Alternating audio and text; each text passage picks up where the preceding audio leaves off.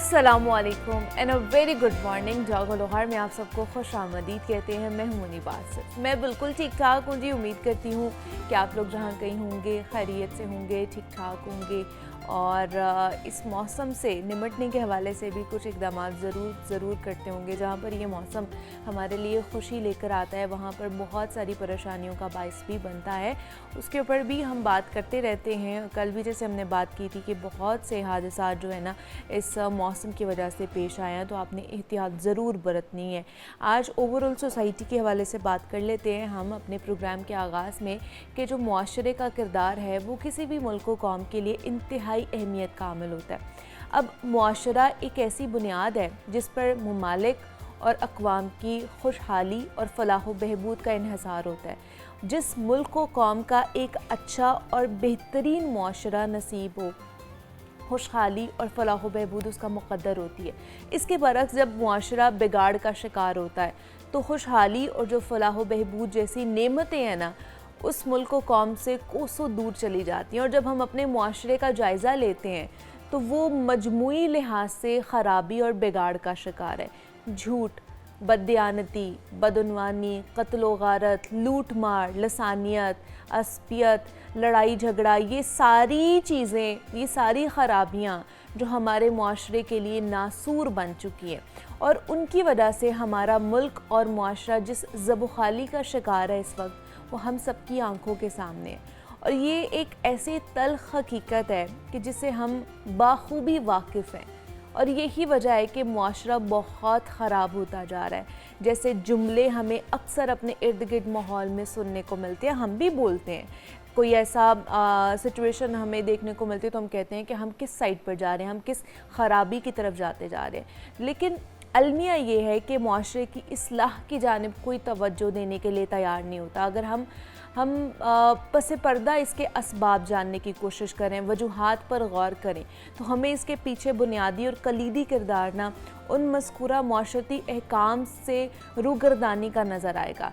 इसलिए अगर हम मुआशरे की इस्लाह चाहते हैं, ये चाहते हैं कि हमारा मुआशरा सही हो जाए, मुआशरे से इख्तलाफ, लड़ाई झगड़ों का ख़ात्मा हो जाए और इसमें अमन और मोहब्बत और सुकून व इत्मीनान जैसे जो एलिमेंट्स हैं वो देखने चाहिए, तो हमें कुरान और सुन्नत के मुताबिक इन मुआशरती अहकाम को अपनाना होगा। और बात फिर वहीं पर आ जाती है कि ये मुआशरे में बसने वाले हर फ़र्द की ज़िम्मेदारी होती है। खैर, ये तो हमारी आज की बात हो गई है कि हमने प्रोग्राम का आगाज़ किया है कि हमने मुआशरे को किस तरह बेहतर बनाने की कोशिश करनी है। अभी अपने सेगमेंट की तरफ चलते हैं और ये हमारा सेगमेंट है कि हमने हिकमत से भी कुछ जो तरीक़ा इलाज हैं वो ढूंढने की कोशिश करनी होती है। तो आज भी क्योंकि आपको पता है मॉनसून का मौसम है और इस मौसम में नमी, पसीना और गंदगी जो है ना वो जल्दी अमराज को बढ़ा देती है।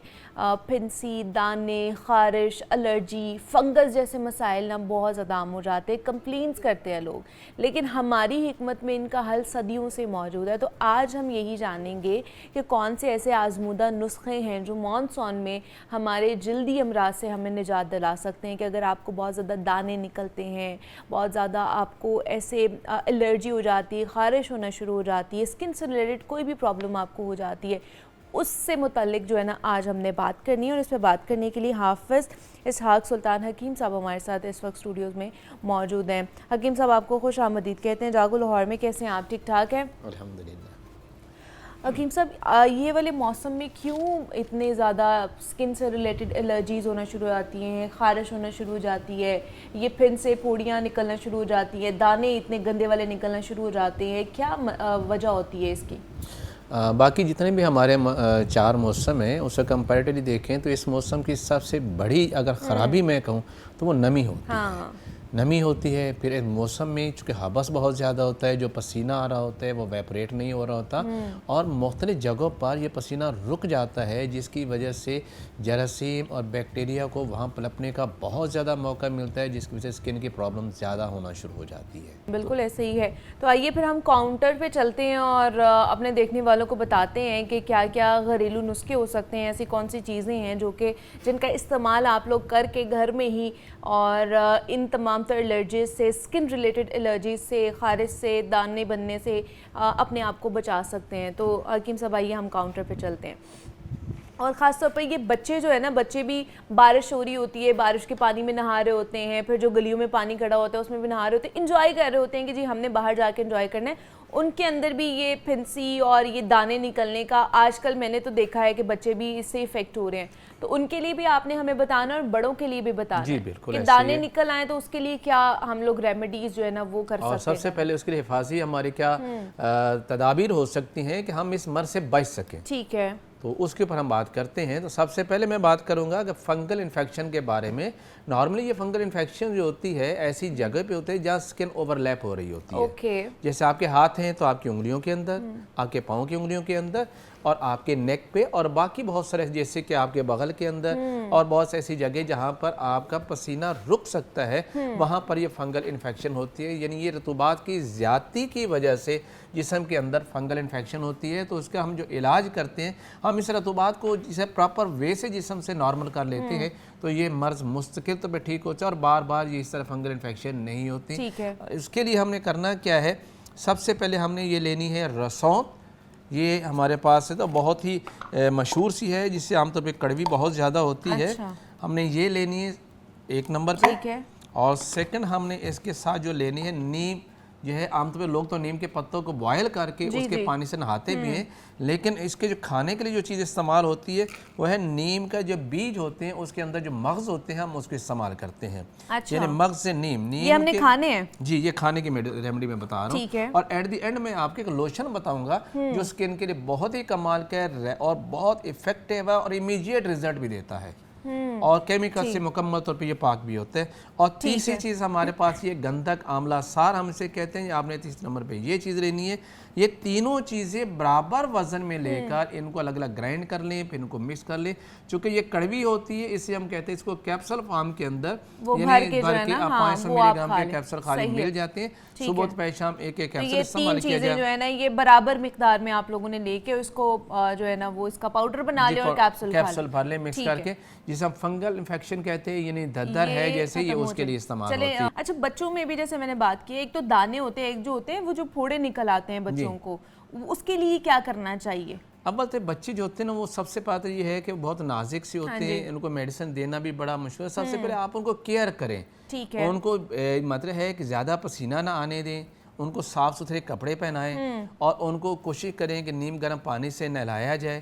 اور اس سمے یہ جو میں نے لوشن بتایا یہ ان کو لگا دیا جائے تو کافی حد تک یہ اس سے بچ بھی سکتے ہیں. اور ادروائز اگر پھر بھی ان کو تھوڑے پیسے نکل رہے ہیں تو پھر جیسے میں نے پہلے ایک فارمولہ بتایا ہے رسوند والا، اور تھوڑی مقدار میں جسٹ کالے چنے کے سائز کے برابر آپ ان کو دے دیں تو اس سے یہ مسئلہ ٹھیک ہو جاتا ہے. ٹھیک ہے. اور بڑوں کو نکلے تو یہ جو پہلے والا نسخہ ہے تو پھر یہ 500 ملی گرام کا کیپسول استعمال کرنا ہے.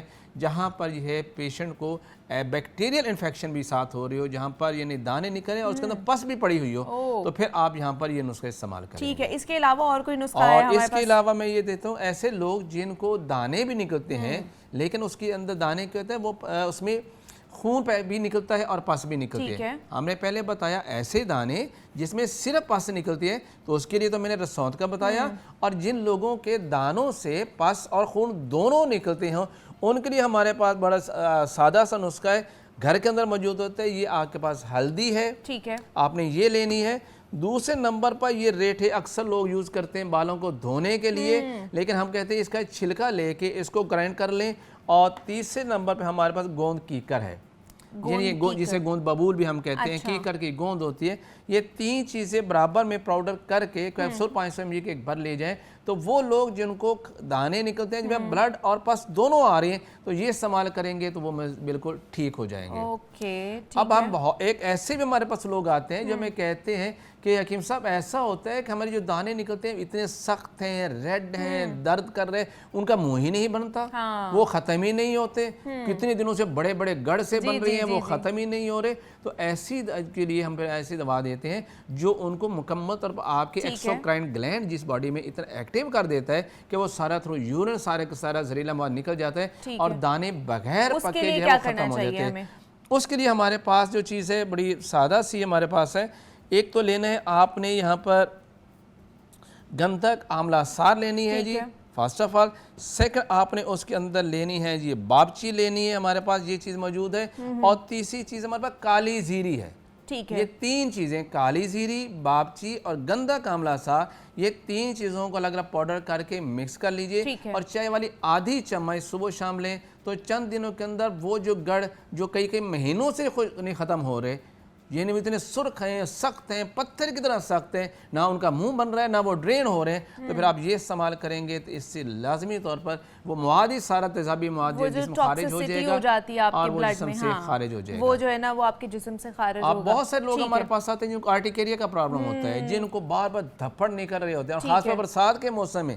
دیکھیں آرٹیکیریا 2 ٹائپ کا ہوتا ہے, کچھ لوگوں کو گرمی سے اور کچھ لوگوں کو سردی سے بھی, یعنی نہاتے ہیں پانی جسم پڑا, سادی جسم کے اوپر الرجی ہونا شروع ہو گئی, دھپڑ نکلنے آ جائے, تو اس کے لیے ہمارے پاس ایک سادہ سا فارمولہ ہے, وہ صرف گھر میں موجود ہوتا ہے. یہ پودینہ ہر گھر میں موجود ہے. آپ یہ پودینہ پاؤڈر کریں اور چائے والی آدھی چمچ صبح شام لیں, 2 سے 4 دن کے اندر پرانے سے پرانے آرٹیکیریا, وہ آرٹیکیریا, وہ دھپڑ جو کہ پانی جسم میں پڑنے سے سردی کی وجہ سے بڑھ جائے, اس کا یہ بہترین علاج ہے. صرف یہ بہترین علاج ہے. تو آج ہم نے سکن سے ریلیٹڈ جو بھی حکمت میں مؤثر علاج ہیں اس پہ بات کی ہے کہ آپ گھر میں ہی کر سکتے ہیں. تو حکیم صاحب ہمارے ساتھ موجود ہے. حکیم صاحب بہت شکریہ آپ کے وقت کا کہ آپ آئے. جناب, کیا آپ نے کبھی یہ سوچا ہے کہ آپ کو نیلا, سرخ یا سبز رنگ کیوں پسند ہے, یا پھر آپ کا جو لباس ہے یا آپ کے کمرے کی دیوار کا رنگ آپ کے موڈ پر کیوں اثر ڈالتا ہے؟ رنگ صرف ظاہری خوبصورتی کے لیے نہیں ہوتے, بلکہ یہ ہماری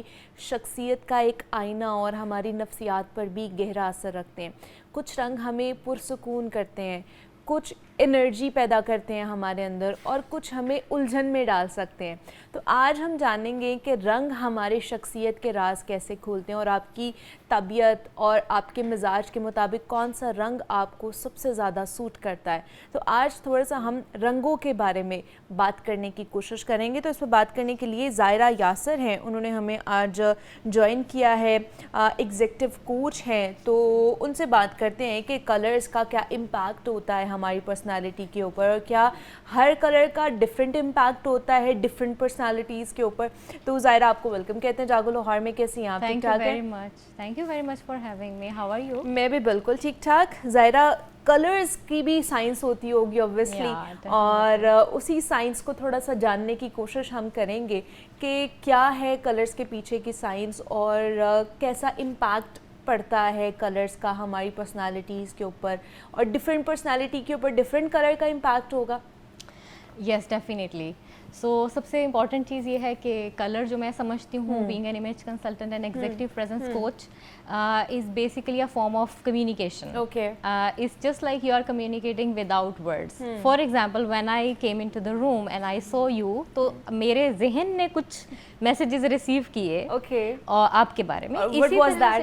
Yeah, it was like you are looking really decent kind of a person, and a little bit composed also, elegance, because you know you are wearing the color, but at the same time you know it's very interesting کہ مجھے لگا آپ بہت creative بھی ہیں, because آپ نے تھوڑے سے pop of colors بھی use کیے ہیں, like shocking pink which is not a conventional color ہے نا, and similarly green color, اور آپ کی جو jewelry کا color ہے that is also reflecting your creativity. یا سو اسی طرح سے when you saw me, maybe آپ کے بھی سب کانشیس نے کچھ نہ کچھ رجسٹر کر لیا ہوگا وہ انرجی یا وہ چیزیں. سو جیسے آپ ابھی کہہ رہے تھے کہ جو کلرز ہم پہنتے ہیں وہ ہمیں تو افیکٹ کرتے ہی ہیں, بٹ سامنے والے کو وہ زیادہ امپیکٹ دے رہے ہوتے ہیں. So we need to be very intentional and particular about what we are going to choose. ٹھیک ہے. تو مطلب آج آپ جو بھی پہن رہے ہیں نا, تو وہ یہ دیکھ کر سوچ کر پہنے کہ وہ جو آپ کو اس کا امپیکٹ تو آئے گا, لیکن آپ کسی اور کے اوپر اس کا امپیکٹ کیا آ سکتا ہے, وہ کیا پرسیو کرے گا آپ کو دیکھ کر, آپ کے کلرز کو دیکھ کے. اچھا, اب جیسے اب میں نے تو چلے یہ کلر پہنا نا, اب کچھ کلرز ایسے بھی ہوں گے جو کہ ہمیں پیس سے ریلیٹڈ ہوں گے, جو ہمیں بہت زیادہ اچھی انرجی, پازیٹیو انرجی دیتے ہوں گے, جو ہمیں کامنگ افیکٹ دیتے ہوں گے. وہ کون سے کلرز ہیں, اور ایسے کون سے کلرز ہیں جن کو ہم دیکھیں یا پھر پہنے تو آٹومیٹکلی غصہ آنا شروع ہو جائے یا ہمارا موڈ خراب ہونا شروع ہو جائے؟ ایسے بھی تو کلرز ہوں گے نا پھر. ایگزیکٹلی. اچھا, اس میں بڑی انٹرسٹنگ چیز میں نے ایکسپلور کی, وہ یہ کہ colour is basically a frequency, and there are other planes of communication other than words. ٹھیک ہے. اب جب آپ کمیونیکیشن کی بات کرتے ہیں تو اس میں سب سے امپورٹنٹ چیز ہے آپ کی فیلنگز اور ایموشنز. تو ہم اگر کلر کو دوسرا نام دینا تو میں تو کہوں گی کہ وہ فیلنگز اور ایموشنز ہیں. You are either expressing yourself through colours and that is a symbology. تو اب اس میں آپ نے جیسے ایک بڑا اچھا کویشچن کیا کہ کچھ کلرز ہیں جو سیرین ہیں. یہاں پر ہم اپنے ویورز کے لیے میں بڑی سادہ سا ایک تھم رول بتاتی ہوں. وہ یہ ہے کہ اگر آپ نیچر میں دیکھیں تو جو نیچر کے کلرز ہیں وہ بہت سیرین ہیں. ٹھیک ہے, ان کی الگ فریکوینسی ہے, الگ وائبریشن ہے, and you feel really calm looking at this green colour and that blue colour, right. لیکن اگر آپ کو تھوڑی انرجی چاہیے, پیشن شو کرنا ہے, سامنے والے کو آپ نے تھوڑا سا پیشنیٹ کرنا ہے یا اپنا تھوڑا سا ایکسائٹمنٹ شو کرنی ہے, so you are going to be choosing reds, oranges, yellow colour, اس طرح سے. ٹھیک ہے. اور آج کل کا جو موسم ہے یہ بھی ایک امپیکٹ رکھتا ہوگا, اور اس کو لے کر کس طرح کے کلرز جو ہے نا ہمیں لے کر چلنے چاہیے یا وہ سوٹ کر سکتے ہیں اس موسم سے ریلیٹڈ؟ اچھا, میں ہمیشہ یہ کہتی ہوں کہ nature is our best teacher. اب آپ نیچر دیکھیں سیزنز میں چلتی ہے, کبھی گرمیاں آئیں, سردیاں آئیں, بہار آئی, خزاں آئی, تو اب اس حساب سے نا آپ کا موڈ بھی چینج ہوتا ہے اور آپ کا ڈریسنگ میں جو آپ کلرز یوز کریں وہ بھی چینج ہوتے ہیں. اب جیسے آج کل گرمیاں ہیں, سو ہر کسی کا دل کرتا ہے کہ ہم تھوڑے سے لائٹ کلرز کی طرف جائیں, پیسٹلز کی طرف جائیں, تاکہ ہم ٹھنڈا محسوس کریں. اگر ہم لائٹ اور پیسٹلز ہمیں نہیں سوٹ کرتے, کیونکہ یہاں میں ایک بڑے مزے کی چیز آپ کو بتاتی ہوں کہ اگر آپ کی اسکن لائٹ ہے, فیئر ہے, جیسے کہ آپ کی اسکن ہے, تو آپ پہ لائٹ کلر زیادہ خوبصورت لگیں گے.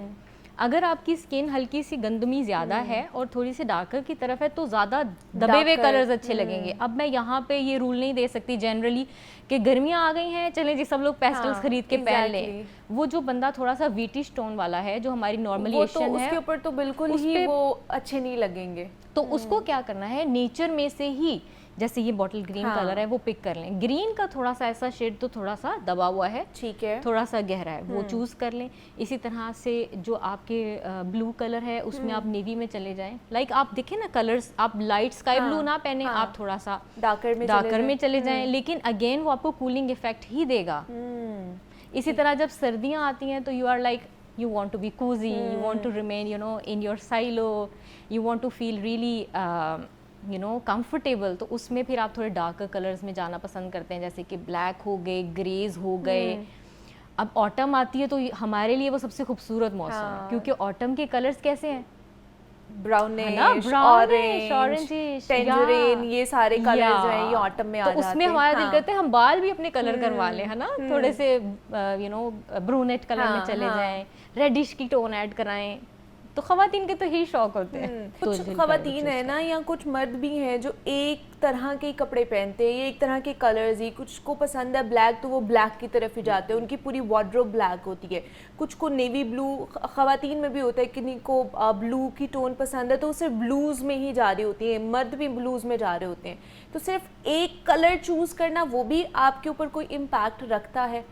اچھا دیکھیں, یہ بڑا ٹرکی کوسچن ہے, because it depends, it varies personality to personality. Okay, for example مجھے بلو ہی پہننا ہے تو it's my choice, I can do that, اور ادر پرسن کین ناٹ جج می, کیونکہ بلو میں اچھی ٹھیک ہی لگ رہی ہوں, میری انرجی مجھے وہ ٹھیک ہی دے رہا ہے. صحیح ہے.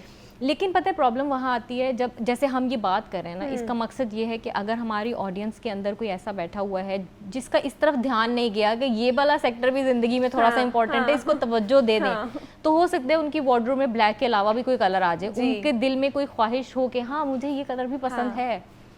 سم ٹائمز لوگوں کو ہی نہیں پتا ہوتا. وہی تو کہہ رہی ہوں کہ ان کو وہ ٹرائی نہیں کرتے ہیں نا, وہ رسک نہیں لیتے ہیں, وہ کہتے ہیں اچھا کوئی اور شاید ہمارے اوپر اچھا ہی نہیں لگے گا, ہم صرف اسی میں کمفرٹیبل ہیں اور اسی کو لے کر چلیں گے. That's true. اچھا ایک اور بڑے مزے کی چیز میں آپ کو بتاتی ہوں. سم ٹائمز ایسے ہوتا ہے کہ آپ منیبا پہ ایک کلر سوٹ کر رہے ہیں نا, مجھے میں نے دیکھا کہ ہاں یار یہ میں نے لینا ہے اب next time, I will be a copycat, ٹھیک ہے, وہ کلر میں بناؤں گی, پیسہ خرچ کروں گی, اینڈ دین میں پہنوں گی تو مجھ پہ اچھا ہی نہیں لگ رہا. اب اس وجہ سے بھی لوگ ڈرتے ہیں, تو وہ کرتے ہیں جی ہم نے تو بلیک ہی پہنا, ایک سوٹ کر گیا تو ہم اپنی زندگی کو آسان کریں. صحیح ہے. ہاں, لیکن وہ ہے کہ آپ تھوڑی سی اس کے اوپر, جیسے یہ بھی ایک پوری سائنس ہے, کلرز کی بھی ایک پوری سائنس ہے کہ آپ کس طرح کے کلرز پہنیں, اپنے موڈ کے لحاظ سے, اپنے ویدر کے لحاظ سے, سیزنز کے لحاظ سے. بہت امپورٹنٹ ہوتا ہے کہ آپ جو ہے نا कलर्स किस तरह के पहन रहे हैं, कहाँ पर जा रहे हैं और किस तरह का कलर पहने, ये भी बहुत ज़्यादा इम्पॉर्टेंट होता है। तो हमारे साथ ज़ायरा यासिर मौजूद थी, कुछ हमने डिस्कस की हैं कलर्स के हवाले से कि हमारे मूड के ऊपर, हमारी नफ्सियात के ऊपर क्या इम्पैक्ट रखती हैं, हमारी पर्सनैलिटी के ऊपर क्या इम्पैक्ट रखते हैं कलर्स।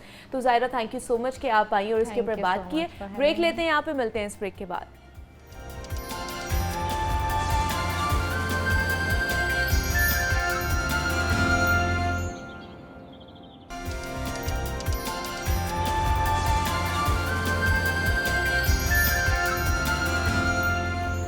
वेलकम बैक टू जागो लाहौर। जनाब, कारोबार में पार्टनरशिप आम होती जा रही है, लेकिन जब शराकतदार आपके करीबी दोस्त हों या फिर रिश्तेदार हों तो मामला और भी नाजुक हो जाता है। कई लोग इस सूरत हाल में ना जज्बात और पेशा फ़ैसलों में फ़र्क नहीं रख पाते हैं।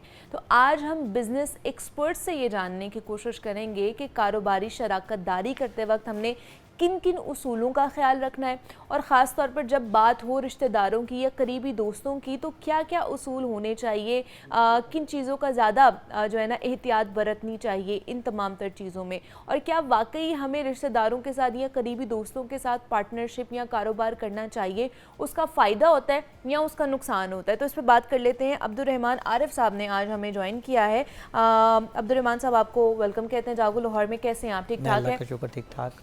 अब्दुर्रहमान साहब, ये जो बिज़नेस वैसे भी सदियों पुराना एक ऐसा एलिमेंट है कि यहाँ तो लोग नौकरी की तरफ जाते हैं, यहाँ लोग पार्टनरशिप की तरफ, बिज़नेस की तरफ जाते हैं। या तो सिर्फ अकेले सोलो बिज़नेस होता है या पार्टनरशिप होती है कि 2 लोग या 3 लोग करके जो है ना उन्होंने पार्टनरशिप किया और वो बिज़नेस उन्होंने स्टार्ट कर लिया है।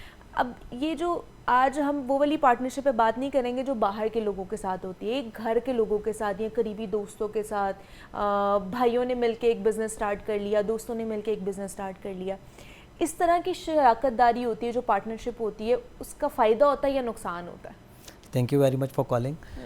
फर्स्ट ऑफ ऑल तो इम्पॉर्टेंट ये है कि ये जिसकी आप बात कर रही हैं जिस तरह के बिज़नेस की, इसको फैमिली बिज़नेस बोलते हैं। ओके, ख़ानदानी कारोबार। ठीक है। और हर कारोबार शुरू में ख़ानदानी कारोबार ही होता है। सही है। कोई भी बिज़नेस दुनिया में आपको जो बड़े से बड़ा बिज़नेस नज़र आ रहा है इस वक्त, वो स्टार्ट में एक फैमिली बिज़नेस ही था। किसी सोलो ने स्टार्ट किया था, या बाप बेटे ने मिलके या बीवी ने मिलके या 2 भाइयों ने, दोस्तों ने मिलके स्टार्ट किया था। आपस में कारोबार करना गलत नहीं है, मसला ये है कि कैसे करना है, ये इंपॉर्टेंट है। ओके। और उसके लिए जो आपके असूल हैं, जो आपस में अंडरस्टैंडिंग्स हैं, जो आपकी रिटर्न एग्रीमेंट्स हैं बिटवीन द 2 मेंबर्स, भाई काम कर रहे हैं या इवन दोस्त कर रहे हैं, तो वो जो एक लिखत पढ़त है, एक रिटर्न एग्रीमेंट है कि जिसमें हमारे हिस्सेदारी कितनी है, कौन कितने पैसे लगाएगा, कौन क्या करेगा, नफ़ा और नुकसान की तकसीम क्या होगी, कल को किसी ने एग्ज़िट स्ट्रेटजी लेनी होगी तो वो क्या होगी, कल को मेरे और आपके बीच में कोई तफरुका आ गया, कोई इख्तलाफ राय आ गया, कोई कॉन्फ्लिक्ट आ गया, तो वो कैसे सॉल्व होगा। अगर हम इन चीज़ों को लिख के और अच्छे तरीके से लेके चलेंगे तो मेरा ख्याल है कि बिज़नेस आपस में ज़रूर करना चाहिए। अच्छा। और इसके बेनिफिट्स बहुत सारे हैं, नुकसान कम है, फ़वाइद ज़्यादा हैं। अच्छा, फ़वाइद ज़्यादा बशर्त ये कि उसको सही तरीके से किया जाए। लेकिन किन चीज़ों को ज़्यादा हमें एम्फसाइज़ करना चाहिए या तरजीह देनी चाहिए कि अगर हम बिटवीन ब्रदर्स हो रहा है या दोस्तों के दरमियान हो रहा है, क्योंकि कुछ फिर लिहाज वाले भी पॉइंट्स आ जाते हैं ना कि अच्छा चलो दोस्त हैं तो इस चीज़ पे हमने मार्जिन जो है ना वो दे दिया, लिहाज कर लिया कि हम अगले को कह नहीं सकते हैं, भाई है तो उसको भी कह नहीं सकते हैं, तो ये वाला पॉइंट भी आ जाता है बिज़नेस में। क्या ये आना चाहिए? जी देखें, पाकिस्तान का ना एक बहुत बड़ा, बल्कि दुनिया का बहुत बड़ा प्रॉब्लम है, जो फैमिली बिजनेसेस हैं 97% बिजनेसेस सेकंड थर्ड जनरेशन में नहीं जा रहे। अच्छा। You make the business and it collapse, और ये बहुत बड़ी परेशानी का बायस है। फॉर एग्जांपल आज हम जिस बिजनेस में बैठे हैं, अगर ये भी किसी फैमिली का है तो ये अगली जनरेशन में होगा कि नहीं होगा। प्राइवेट कंपनी है ना, प्राइवेट ओन कंपनी है, ओन बाय गवर्नमेंट तो नहीं है। अगर वो प्राइवेट ओन्ड है तो वो चलेगा कि नहीं चलेगा। तो जिस तरह से आपने कहा कि 3 चीज़ों का ख्याल रखना चाहिए। सबसे पहले तो हमारा रिलेशनशिप डॉक्यूमेंटेड होना चाहिए कि हमारी कंपनी की टाइप क्या है, उसमें हमारे लीगल तमाम लवाजमात पूरे होने चाहिए। रिश्तेदारी मामलात को और कारोबारी मामलात को अगर आप अलग रख के चलेंगे तो इसकी उम्र ज़्यादा है। लेकिन जब आप इसको मिक्स करेंगे, लिहाज करेंगे, यार चचे का बेटा है, इसने क्या करना है, अच्छा ये बिल्कुल करना गलत है। कारोबार के मामले में आपको बिल्कुल ब्लैक एंड वाइट होना चाहिए, हर चीज़ लिखी होनी चाहिए। दूसरी क्रिटिकल चीज़ है कि आपके बीच में जब कभी कॉन्फ्लिक्ट आएगा तो फैसला साजी कैसी होगी, क्योंकि जब कभी बात आपस में नहीं मानेंगे, मेरी अपनी राय है, आपकी अपनी राय है, وہاں پہ جا کے ہم نے ڈیسیجن میکنگ کیسے کرنی ہے. اچھا تیسری چیز جو اس سے زیادہ کریٹیکل ہے وہ ہے رول کی آئیڈینٹیفیکیشن کہ کاروبار میں کون کیا کرے گا. اگر ہم دونوں 3 لوگ یا 2 لوگ کاروبار کے اندر اکٹھے مل کے کام کرنے لگے ہیں اور ہم سب کچھ ہی کریں گے تو ہم ایک دوسرے کے ایریاز کی رسپیکٹ نہیں کریں گے. لیکن آپ یہاں پہ آپ ایک سرٹن رول پلے کر رہی ہیں, یہ لوگ اپنا رول پلے کر رہے ہیں. If they start playing your role and you start playing their role تو تھنگز ول ناٹ ورک. یہی ہوتا ہے بزنس میں. وہاں پہ ہر بندہ سب کچھ کرنے کی کوشش کرتا ہے. بہنوئی ہے تو اکاؤنٹس دے دو. اچھا بہنوئی کو اکاؤنٹس نہیں آتے تو مت دو. چچے کا بیٹا تو اس کو پرچیز دے دو. بھائی اس نے کبھی پرچیز کی ہے زندگی میں؟ تو جب تک آپ لوگوں کو ان کی اسٹرینتھس کے مطابق آپ ڈیوٹیز کو ڈسٹریبیوٹ نہیں کریں گے تو یہ معاملہ آئے گا. تو یہ پرابلمز آئیں گی کہ آپ نے رول آئیڈینٹیفائی کرنا ہے کہ کس کا کیا رول ہے اور وہ اسی رول کے اندر پرفارم کرے, اوور لیپنگ نہ ہو اور اکاؤنٹیبل بھی ہو. کل کو وہ جواب دہ بھی ہو, آپ اسے پوچھ سکیں کہ جب آپ جواب دیں. یہاں پہ لوگوں کا پتہ کیا پرابلم ہے, لوگ کہہ رہے ہیں کہ ذمہ داری تو میں ساری لوں گا, جواب دہی میں کوئی نہیں دوں گا. جواب دہ نہیں کروں گا. تو بزنس میں بھی ایسے ہی ہو رہا ہے. تو وہ جواب دہی نہیں ہوتی. آپ نے کہا جی آپ نے غلط چیز پرچیز کر لی, وہ کہے گا جی وہ تو میں ذمہ دار نہیں ہوں اس بات کا. لیکن آپ ذمہ داری بھی پہلے رول کا تعین کریں, کرداروں کا تعین کریں, اس کے بعد ذمہ داریاں دیں اور اس کے بعد ان کو اکاؤنٹیبل بھی بنائیں ان اے ریسپیکٹیبل وے, عزت کے ساتھ.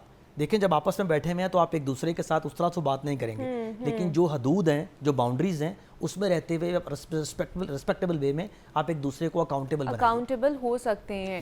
لیکن یہاں پہ نا کہیں الٹا ہی ہوتا ہے کہ آپ کسی سے اکاؤنٹیبل ہوتے ہیں نا, کسی سے تھوڑی سی پوچھ گچھ کر لی کہ اچھا یہاں پر یہ تھوڑی سی گڑبڑ لگ رہی ہے, کیا معاملہ ہوا ہے, رشتے تک خراب ہو جاتے ہیں. اچھا اس کے پیچھے بھی ایک چیز ہے دیکھیں کہ بھائی رشتے ختم ہو گئے ہیں کہ آپ نے پوچھا کیوں ہے. یہ سمجھیے جب آپ نے کرداروں کا تعین کیا تو پھر اس کی کوئی سیلری بھی ہوئے گی. ٹھیک ہے, دیکھیں آپ میں 2 کام کر رہا ہوں تو میری اگر آپ تنخواہ دیں گے مجھے اس کام کی تو میں جواب دہ بھی ہو سکتا ہوں. یہاں پہ یہ ہوتا ہے کہ جب دوست یا بھائی مل کے کام کر رہے ہوتے ہیں تو تنخواہوں اور بینیفٹس کا تعین نہیں ہوتا, کلیئرٹی نہیں ہوتی. وہ ابا جی ہیں, بڑے بھائی ہیں, وہ جتنا دل کرے گا پیسے لے لیں گے, چھوٹا جتنا دل کرے گا پیسے لے لے گا. اچھا جب آپ کے پرکس اینڈ ریمونریشن کا کلیئرٹی نہیں آتی آپس میں تو پھر آپ اکاؤنٹیبل بھی نہیں بنا سکتے. تو بہتر یہ ہے کہ پہلے آپ ڈاکومنٹڈ ریلیشن شپ بنائیں, پھر آپ رول آئیڈینٹیفائی کریں, پھر ریمونریشن کو فائنلائز کریں, پھر آپ ذمہ داریاں دیں اور اس کے بعد اس کو اکاؤنٹیبل کریں. اگر آپ یہ جرنی فالو کریں گے تو آئی تھنک سو رشتہ بھی بچے گا اور کاروبار بھی بچے گا. کاروبار بھی ہوگا. اچھا دوسرا عبد الرحمان صاحب, اگر ایک پارٹنر کے پاس سرمایہ کاری ہے, اس کے پاس سرمایہ ہے, دوسرے کے پاس سرمایہ نہیں ہے, صرف سکلز ہیں, مہارت ہے, ایکسپیرینس ہے اس کے پاس, تو یہ جب دونوں مل جاتے ہیں, بزنس سٹارٹ کرتے ہیں, تو پھر جو پروفٹ شیئرنگ کا ہے وہ کس طرح ہوگا, اس کا میکنزم کیا ہوگا؟ اچھا اس میں پرانے زمانے میں جو کاروبار میں حصے داری تھی نا وہ ایک ہی طرح تصور کی جاتی تھی, وہ تھا پیسوں کا ڈالنا. ہم دونوں نے کاروبار کیا, 2 لوگوں نے, دونوں کی طرف سے پیسے دونوں نے 60 روپے اور 40 روپے ڈالے اور وہ 60-40 کے حصے دار بن گئے. تو کاروبار میں جو حصے داری ہے وہ پیسے کے ڈالنے سے ہی اس کا تعین ہوتا ہے. لیکن اب آ کے تھوڑی سی چیزیں چینج ہو گئی ہیں. اب اس کو بولتے ہیں equity. This is called the financial equity. But there are 2 other types of equities جن کو پچھلے کچھ سالوں میں جن کا اختراع ہوا ہے. مثال کے طور پر انٹلیکچوئل ایکویٹی, کہ جی میرا آئیڈیا ہے اور آپ کے پیسے ہیں, تو ہم 50-50 کے حصے دار ہوئیں گے, ٹھیک ہے, but I am the partner because of my idea and you are the partner because of your money. تو you got financial equity, یعنی you got equity because of your finance. I got equity because of my idea. The third type of equity called the sweat equity. Sweat equity. یعنی میرا idea ہے, ان کے پیسے ہیں اور کام یہ کرے گا. تو جو کام کرے گا he is basically putting his sweat into the business. تو then there are three types of equities into the business. اچھا اس طرح سے لوگ آپس میں ایک ایگریمنٹ کر لیتے ہیں. صحیح. اس میں ایک بندے سے پیسے آتے ہیں, ایک سے آئیڈیا آتا ہے اور ایک سے محنت آتی ہے. تو وی پٹ اپ این آئیڈیا. لیکن جب آپ کمپنی فارم کرتے ہیں, پرائیویٹ لمیٹڈ بناتے ہیں, اے او پی بناتے ہیں, جب آپ مل کے کام کرتے ہیں, ایک کلیئرٹی میں ضرور دوں گا آپ کے چینل سے کہ جب آپ مل کے کام کریں تو یا تو ایسوسیشن آف پارٹنرشپ بنے گی, اے او پی بنے گی, ایسوسیشن آف پرسنس, یا پرائیویٹ لمیٹڈ کمپنی بنے گی جس میں ایک سے زیادہ لوگ مل کے کام کرتے ہیں. تو یہ کریٹیکل ہے کہ کمپنی کی جو فارمیشن ہے وہ ٹھیک کریں.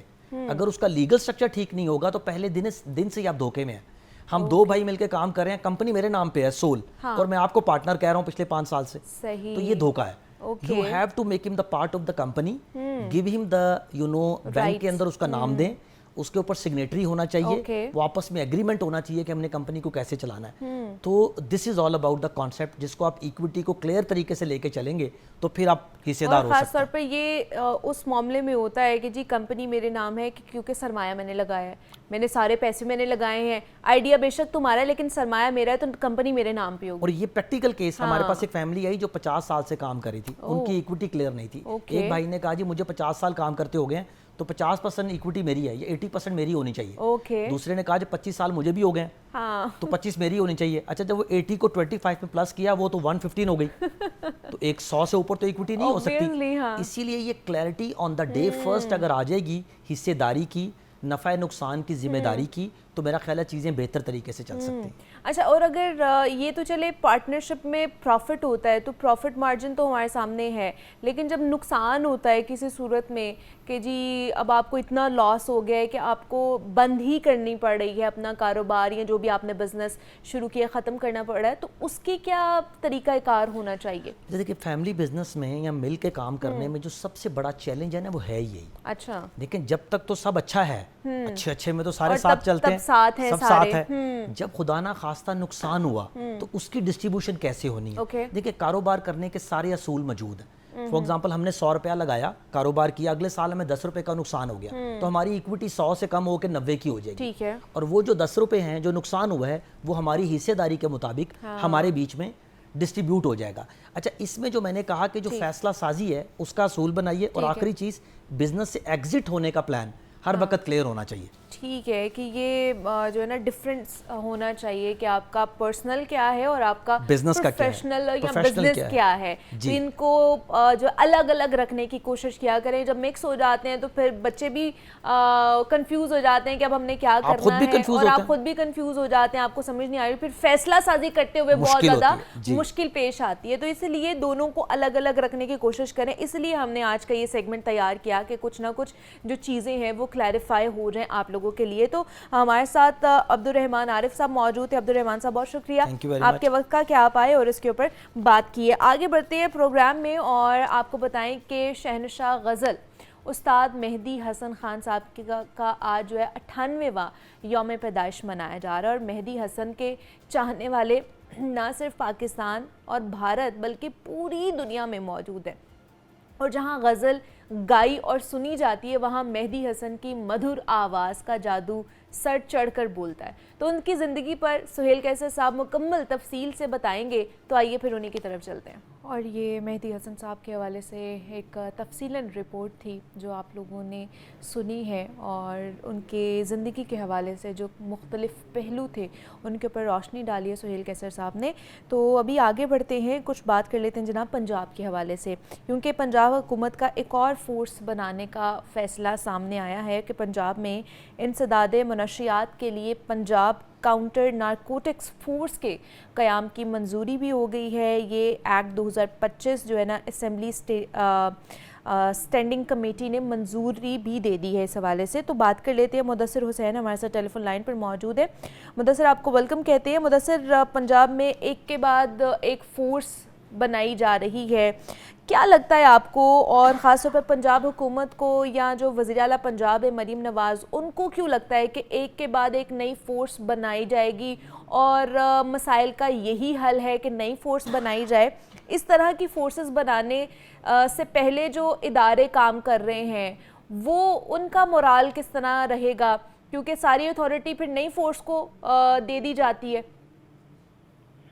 جی بالکل, یہ نا منیبہ ایسے ہے کہ فورسز کا پاکستان جو ہے وہ بننے جا رہا ہے. ٹھیک ہے, ایک سے ایک فورسز جو ہے وہ بنائی جا رہی ہے, اور اس حوالے سے میں آپ کو بتاؤں کہ تھوڑی دیر پہلے سی سی ڈی بنائی گئی, کرائم کنٹرول ڈپارٹمنٹ, اس کو جو ہے وہ فنڈز دیے گئے, اس میں جو ہے وہ نئی بھرتیاں کی گئیں, اس میں جو ہے وسائل کے جو ہے وہ بنمار لگایا گیا. اب نئے دفاتر سی سی ڈی کا بن رہا ہے, 3 ارب روپیہ اس پہ جو ہے وہ خرچ ہوگا. قربان لائن میں پہلے جو دفاتر ہیں ان کو گرایا جا رہا ہے, جو پرانے دفاتر ہیں ان کی جگہ سی سی ڈی کا نیا دفاتر 3 ارب روپے کا بنے گا.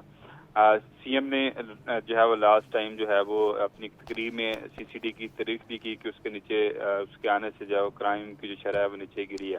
دیکھیں اصل میں بات یہ ہے کہ فورسیں بنا دی جاتی ہیں, ٹھیک ہے, میرے خیال میں جو ہے وہ اچھے काज से बनाई जाती हैं, अच्छी नीयत से बनाई जाती हैं। हसन रज़ा हैं, ब्यूरो चीफ हैं। हसन, आपको वेलकम कहते हैं। हसन, एक और नई फोर्स जो है ना उसकी मंजूरी दे दी गई है कि एक के बाद दूसरी फोर्स पंजाब में नई बनाई जा रही है, तो क्या लगता है कि ये जो तमाम तर मसाइल हैं उनका हल यही है कि बार बार फोर्सेस बनाई जाए, नई फोर्सेस बनाई जाए, उनके लिए नए फंड्स रखे जाएं, और जो ऑलरेडी एग्जिस्टिंग फोर्सेस हैं वो क्या उनकी रेट भी क्या मुतासर होगी जब नई फोर्स बनाई जाती है?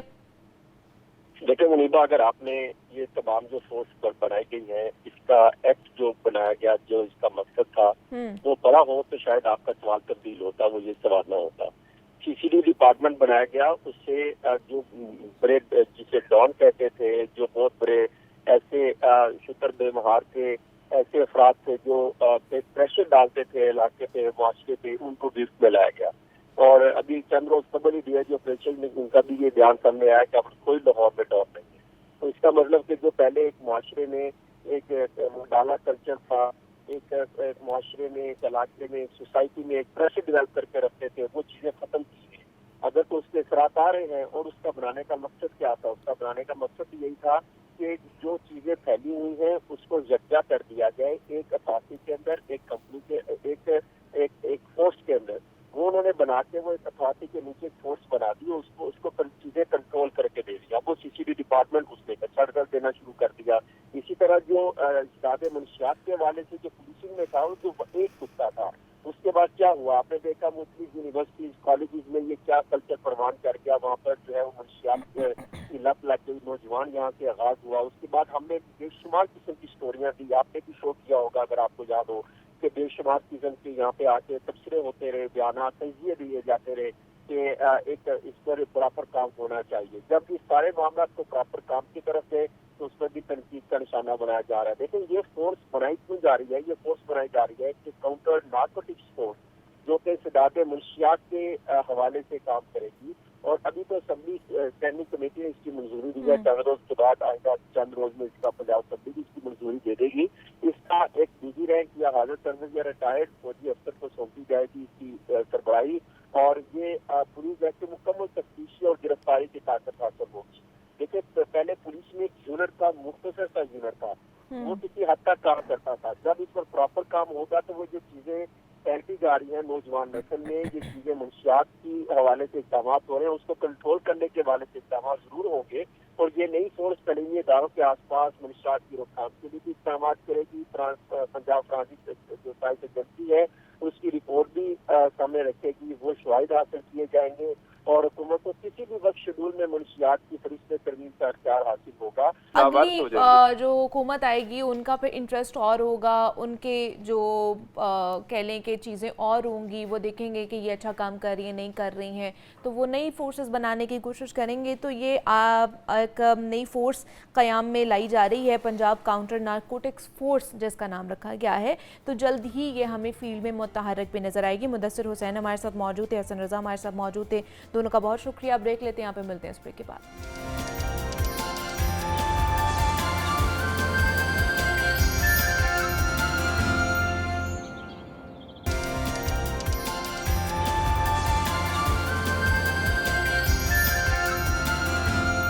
आगे बढ़ते हैं और जनाब अपने सेगमेंट की तरफ। आज हमने बात करनी है ख़ास तौर पर क़यामत के हवाले से कि क़यामत की ऐसी कौन सी निशानियां हैं और किस तरह हम देख सकते हैं कि बयान की गई हैं ख़ास तौर पर कुरान मजीद में। दूसरा ये कि आज सारी चीज़ों को हम ना मजमूई तौर पर डिस्कस करने की कोशिश करेंगे। एहसन अवैस मुस्तफ़वी साहब ने आज हमें ज्वाइन किया है, इस्लामिक स्कॉलर हैं, तो उनसे बात करते हैं। एहसन साहब आपको खुश आमदीद कहते जागो लाहौर में, कैसे हैं आप? ठीक ठाक हैं जी? वालेकुम अस्सलाम रहमतुल्लाहि व बरकातुहू, अल्हम्दुलिल्लाह आई एम फाइन। एहसन साहब, सबसे पहले तो अगर कुरान मजीद की बात कर ली जाए तो क्या क्या निशानियां हैं ख़ास तौर पर क़यामत के हवाले से जिनको बयान किया गया है कुरान मजीद में? बिस्मिल्लाहिर्रहमानिर्रहीम। सबसे पहले तो इतना करंट टॉपिक है कि क़यामत के हवाले से, और इस हवाले से लोग जितना भी जाने उतना कम है। बेशक इसका शऊर इसको देना बहुत ज़रूरत है। बिल्कुल। और तो उस हवाले से कुरान मजीद फ़ुरक़ान हमीद में क़यामत को बयान किया गया है। निशानियों में सिर्फ सबसे बड़ी निशानी عمومی طور پر جب سیرت قرآن اور حدیث کو آپ جمع کر لیتے ہیں تو قرآن کہتا ہے اقتربت الساعہ، قیامت قریب ہے. اب اس قربت کے دو معنی ہیں. ٹھیک ہے. ایک معنی تو یہ ہے کہ کیونکہ کفار و مشرکین تاجدار کائنات صلی اللہ علیہ وآلہ وسلم کی بارگاہ میں بار بار پوچھتے تھے قیامت کب آئے گی کب آئے گی، تو اس سوال کے جواب میں اللہ نے فرمایا قیامت قریب ہے. اور اس کے ایک معنی کہ جیسے ہی انسان کی موت ہوگی اس کی قیامت شروع ہو گئی. ٹھیک ہے. اور دوسرا معنی تاجدار کائنات صلی اللہ علیہ وآلہ وسلم کی بعثت مقدسہ، آپ کا اظہار نبوت کا اعلان ہی قیامت کی نشانی ہے. اور حضور اکرم صلی اللہ علیہ وسلم نے یوں اپنی دو انگلیوں کو، اور ہماری انگلیاں ان جیسی نہیں ہیں، انہوں نے ایسے جوڑ کر فرمایا میں اور قیامت ایسے ہیں، یعنی میرے بعد اب قیامت ہی آئے گی. یعنی کہ حضور اکرم صلی اللہ علیہ وآلہ وسلم کے بعد کوئی نبی، کوئی رسول، کوئی نہیں آ سکتا. تو اور اس کے بعد تاجدار کائنات صلی اللہ علیہ وآلہ وسلم کا وصال اقدس، حضور کا وصال فرما جانا بھی قیامت کی نشانیوں میں سے علامت ہے. تو تین قسم کی نشانیاں، یہ پہلی میں بیان کر رہا ہوں. چاند کو دو ٹکڑے ہو جانا، یہ بھی قیامت کی نشانی میں سے ہے. پھر اس کے بعد آ جاتی ہیں دوسری قسم کی نشانیاں، اور اسے کہتے ہیں علامات صغریٰ. اور اس فیز سے ہم لوگ گزر رہے ہیں. اچھا یہ فیز اب کتنا عرصہ رہے گا یہ ہم نہیں جانتے. اس میں کچھ ماضی بھی ہم دیکھ لیں گے اور مستقبل کے حوالے سے آج دور حال میں بھی آ جائیں گے. جب آپ اس کو اس علامات صغریٰ میں دیکھتے ہیں تو اس میں صحابہ کا وصال فرما جانا، حضرت عثمان غنی کی شہادت کا ہو جانا، تاتاری فتنہ کا ذکر ہے، 23 لاکھ مسلمانوں کی شہادت ہے. پھر اس کے علاوہ ایسی آگ لگے گی جس میں بصرہ کے قافلوں کی اونٹوں کی گردنیں مدینہ پاک سے نظر آئیں گی، یعنی اتنی آگے بھی لگ چکی ہے. اب اس سے آگے آتا ہوں میں دور حاضر کے مطابق. ٹھیک ہے. بارشیں زیادہ ہوں گی مگر فصلیں کم ہوں گی. اچھا ٹھیک ہے. قیامت اس وقت تک نہیں آئے گی، بخاری کی حدیث نمبر 7121 کے تھرو، کہ 30 جھوٹے دجال اور نبی اور رسول ہونے کا دعویٰ نہ کر لیں گے. ٹھیک ہے. 30 کے قریب. ٹھیک ہے. قرآن پڑھنے والے بہت ہو جائیں گے لیکن دین سمجھنے والے کم ہوں گے، یعنی اس کی فہم، اس کا ادراک. مالدار بہت ہوں گے مگر امانت دار کم ہوں گے. زہد، ورع، تقوی بس ایک رسم اور بناوٹ رہ جائے گی. جو اس کی لیٹرنٹ اسپرٹ اور روح تھی جس کو حدیث احسان کے ساتھ تعبیر کرتی ہے وہ مفقود ہو جائے گی. اور وفاداری، اور مرد لوگ زیادہ تر، میں یہ جملہ بول رہا ہوں حضور کی حدیث کی وجہ سے، ٹھیک ہے، ریشمی لباس، سلک کا کپڑا اسپیشل وہ پہنیں گے، یہ منع کیا گیا ہے کیونکہ ریشم، خالص ریشم مرد کے لیے حرام ہے. اوکے. سوائے اس کے کہ کوئی ایسا پرابلم آئے. ٹھیک ہے. لوگوں کی عزت ان کا صالحیت، تقوی، ایجوکیشن اس پر نہیں کی جائے گی، بلکہ ان کا مال اور سٹیٹس دیکھ کے کی جائے گی. اور پھر برائی عام ہو جائے گی. یعنی اب عام چیز کو، اس کو میں اس سے زیادہ ایلیبوریٹ کیا کروں کہ بچوں میں جو چیزیں ہمیں بعد میں جا کے ہماری ایج کو پتہ لگی ہیں وہ بچوں میں وہ ابھی سے پتہ لگ جائیں. پھر ناپ تول میں کمی. ٹھیک ہے. آپ دیکھیں کیا چیز، کس چیز کو ہم خالصیت میں بطور پاک دیکھتے ہیں اپنے ملک کے اندر. ایسا ہی ہے. دودھ ہی اگر لاہور والوں کو اچھا مل جائے تو ہم مان تو بڑی غنیمت ہے. اس کے علاوہ جو ہے حدیث مقدسہ میں یہ بات کا ذکر آتا ہے کہ بڑے بڑے پیروں والے، اچھا یہ عربوں کا بھی ذکر ہو سکتا ہے، یعنی جو اونٹ چرائیں گے وہ بڑی بڑی عمارتیں بنائیں گے. ٹھیک ہے. تو آج آپ دیکھیں گے اسکائی اسکریپرز اور ساری چیزیں پورے دیکھ لیں، میڈل ایسٹ کے اندر سب کچھ آپ کو نظر آ رہا ہے. پھر ایک اور اہم بات، خونی رشتے کاٹ دیے جائیں گے. آج ہمارے جو خونی رحم کے رشتے ہیں، آج آپ ان کو کیسز کو ذرا ہم چاہتے ہیں عدالت میں آپ جا کر دیکھیں، ہمارے بھائی کو مار رہا ہے، بہن کو مار رہا ہے، جی بالکل ایسے ہے، باپ کو، یہ سارے وہی چیزیں ہیں خونی رشتے. کیونکہ اس کی وجہ ہم مادیت، میٹیریلزم کے اتنے اندر گم ہو گئے ہیں کہ ہم قرآنی تعلیمات کی جو اسپرٹ اینڈ لیٹرن اسپرٹ تھی اور آقا صلی اللہ علیہ وسلم کی سیرت سے جو عکس لینا تھا اس کے بجائے ہم مفاد دنیا کا شکار ہو گئے. ایسا ہی ہے، بالکل ایسا، اور مادیت کا شکار ہو گئے. ٹھیک ہے. دوسرے کا مال جو ہے نا حق سمجھ کے کھایا جائے گا کہ یہ میرا حق ہے، یہ میں آقا علیہ السلام کا فرمان سنا رہا ہوں آپ کو. ٹھیک ہے. اور خون عام بہایا جائے گا، یعنی انسانی خون کی کوئی قدر و قیمت نہیں ہوگی. ٹھیک ہے. ہمارے سامنے پھر اللہ کا قرآن، اس کو سمجھنا آر سمجھا جائے گا کہ یہ کون سی اتنی امپورٹنٹ چیز ہے، مجھے تو اور معاملات کی طرف جانا چاہیے. ٹھیک ہے. اسلام غریب اور تنہا نظر آئے گا جب تقوی اور طہارت کے بجائے مال، جاہ و وشم، ان چیزوں کو دیکھا جائے گا. اہل ایمان دیانت اور جو اونیسٹ پرسن ہوں گے ان پر انگلی اٹھائی جائے گی. معاشرے کا بدترین طبقے کو عزت دار قرار دیا جائے گا اور عزت دار طبقے کو جو اللہ کی بارگاہ میں یعنی عزت دار ہوگا اس کو بدترین قرار دینے کی جسارتیں ہوں گی. پوری مہم ہوگی کریکٹر اسیسینیشن دین کے حوالے سے اور معاملات کے حوالے سے. یہ ساری نشانیاں اور پھر حکمران وہ سارے معاملات بھی ایسے ہی آئیں گے. جھوٹے کو سچا اور سچے کو جھوٹا کہا جائے گا. یہ میں نے آپ کو وہ نشانیاں بتائی ہیں جو کہ علامات صغرا میں. ٹھیک ہے. اور یہاں تک بھی ذکر آتا ہے, میں اپنے آڈینس کے لیے آپ کے توسط سے, مائیں اپنی مالکہ کو دنیا میں لائیں گی. اچھا, اس کے دو معنی. یہ کیسے ہوگا؟ اس کے دو معنی. ٹھیک ہے. ایک معنی تو سب سے پہلے وہ میں بیان کر دیتا ہوں. ٹھیک ہے. کہ بیٹیاں یا بیٹے ماؤں کے ساتھ یوں سلوک کریں گے جیسے کو مالک اپنے ملازم سے کرتا ہے, یعنی نافرمانی عام ہو جائے گی. ان کے ساتھ وہ جن کو رب نے کہا ہے پالنہار, جن کو رب نے کہا رب ارحمہما کما ربیانی صغیرہ, جس ماں اور باپ کا ذکر, جس کے پاؤں تلے جنت رکھی اور جس باپ کو جنت کے دروازے کی چابی کہا گیا اور اس کی رضا کو اللہ کی رضا. آج اولڈ ہاؤسز کیوں کھل رہے ہیں اسلامک سوسائٹی میں؟ آج کیوں دربدر ہو رہے ہیں لوگ؟ آج مائیں جو ہیں, اور یہ ٹرینڈ میں آپ کو اسپیشلی بتا رہا ہوں آج کل, اور یہ صرف میڈیا کی ہائپ نہیں ہے, یہ واقعی ایسا ہو رہا ہے, یہ حقیقت ہے ایسی. جی. اور ایک اور اس میں ایک جو خونی رشتوں کے حوالے سے آج یہ باقاعدہ ایک طریقہ کار کے تحت لوگوں کو سائیکی قرار دے کر ان کی جائیدادوں پر قبضہ کر کے ان کو پاگل خانوں میں بڑے طریقے سے پہنچایا بھی جا رہا ہے. بالکل ایسا ہی ہے. یہ ہماری ایسا ہے. ٹھیک ہے. اس کے بعد آ جائیں گے تاجدار کائنات صلی اللہ علیہ وسلم کی بارگاہ میں, پھر بڑی نشانیاں شروع ہوں گی.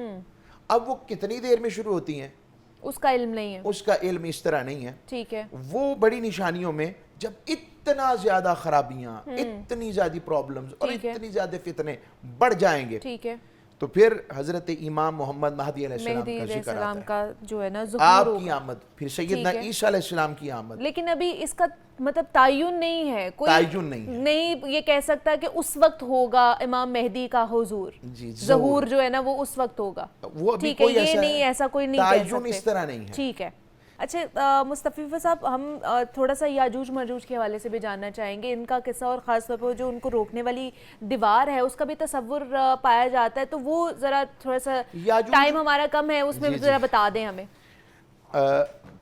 اچھا, ایک صرف میں بیچ میں امام مہدی علیہ السلام کے حوالے سے, میں نے دجال کا ذکر کیا تو ان کا ذکر کیوں نہ کیا جائے؟ جی ضرور. درمیانہ قد, اکہرا جسم, زلفیں سیاہ, سرمگی آنکھیں, چہرہ سرخی, مائل سفید ہوگا, حسن عربی ہوگا, جسامت اجمی لگے گی, چوڑی پیشانی, بینی مبارک اونچی. اب آ جاتے ہیں اس کے اوپر وہ یاجوج ماجوج کی. جب آپ اس کو ہسٹری کو دیکھتے ہیں تو حضرت ذوالقرنین علیہ السلام کی طرف اس کا آپ نے دیوار بنائی, اور وہ روز دیوار کو آج بھی آتا ہے کہ وہ کھاتے ہیں, اور لیکن انشاءاللہ نہیں کہتے. تو جس دن وہ انشاءاللہ کہیں گے تو وہ امڑ آئیں گے. اب کچھ اس کے ریسرچرز, ایک کتاب ہماری نظروں سے کچھ گزری ہیں, وہ کہتے ہیں جس طرح کی ان کی حیت نظر آتی ہے نا, جس طرح کی ان کے کریشن کا ایک وے نظر آتا ہے, پورے تالاب پی جائیں گے, پانی پی جائیں گے, سب کچھ کریں گے, آسمان کی جانب تیر چلائیں گے, یہ کچھ ایسا لگتا ہے. میں اس پہ کلیریفائی نہیں, ریسرچ کا وے میں پیش کر رہا ہوں, ممکن ہے اس میں ایک خطا بھی ہو سکتی ہے کہ وہ کوئی ایلین سٹائل کے لوگ ہیں. اوکے, پاسبلٹی ہے یہ ادھر سے آئیں گے, اور وہ ایک ایسے ماورائی قسم کے لوگ ہوں گے. پھر سیدنا عیسیٰ علیہ السلام کی دعا سے ان کے گدی میں خود بخود اللہ رب العزت ان کے ایسے کیڑا پیدا کرے گا, وہ مر جائیں گے, دعا کریں گے عیسیٰ علیہ السلام, تو آپ پھر وہ سب کے سو وہاں بڑی بدبو پوری زمین پر ہوگی, اللہ آسمان سے پرندے بھیجے گا اور وہ ان کو پھر اٹھائیں گے, اور پھر ابر رحمت برسے گی, اور پھر ایسا وقت آئے گا کہ پھر اسلام ہر جگہ بلند سر بلند نظر آئے گا. یہ وہ جس کا آغاز آقا صلی اللہ علیہ وسلم کے پیغام انقلاب محمدی صلی اللہ علیہ وسلم کی تکمیل سے ہوا تھا, جو خطبہ حجۃ الوداع پہ جس کا ایک انقلاب کا ایک بہت بڑا ایکسٹری آپ کا نظر آتا ہے چاند, اس کی انتہا امام مہدی علیہ السلام, عیسیٰ علیہ السلام فرمائیں گے. پھر عیسیٰ علیہ السلام حضور کی بارگاہ اقدس میں جا کے سلام پیش کریں گے, اور آقا صلی اللہ علیہ وسلم ان کے سلام کا جواب دیں گے, اور یہ بھی آتا ہے کہ ادھر ہی ان کا مدفن بنے گا. ٹھیک ہے کہ یہ قیامت کی نشانیاں ہیں جو قرآن مجید، سیرت نبی اور احادیث مبارکہ سے ہمیں ملتا ہے، جو کہ بڑی خوبصورتی سے احسن اویس مصطفی صاحب نے بیان کیا ہے۔ احسن صاحب بہت شکریہ آپ کے وقت کا کہ آپ آئے اور یہ ساری چیزیں تھی، اور خاص طور پر جیسے انہوں نے دور حاضر کی بھی کچھ چیزیں ہیں جو ہمارے ساتھ شیئر کی ہیں کہ وہ نشانیاں ہمیں دیکھنے کو ملتی ہیں اپنے ارد گرد، اپنے انوائرمنٹ میں، اپنے معاشرے میں۔ تو اللہ پاک جو ہے نا ہمارے اوپر رحم اور کرم فرمائے۔ اور آج کا جو سیگمنٹ تھا امید کرتے ہیں آپ کو پسند آیا ہوگا۔ مجھے اجازت دیجیے، اپنا خیال رکھیے گا، اللہ حافظ۔